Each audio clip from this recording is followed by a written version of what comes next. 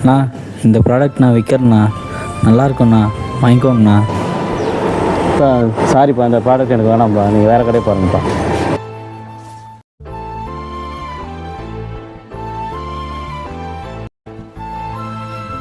தம்பி, எனக்கு இதெல்லாம் வேணாம்ப்பா, நீங்கள் கிளம்புங்கப்பா.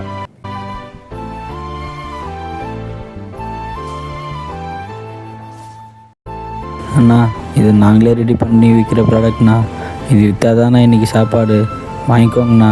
இப்போதைக்கு நீ கேட்கறதுனால வாங்கிக்கிறேன்ப்பா. ஒரு டப்பா எவ்வளோப்பா ரேட்டு? அண்ணா 400ரூபாண்ணா. இந்த 200ரூபா வச்சுப்பா, பேலன்ஸ் அப்புறமா தரேன்.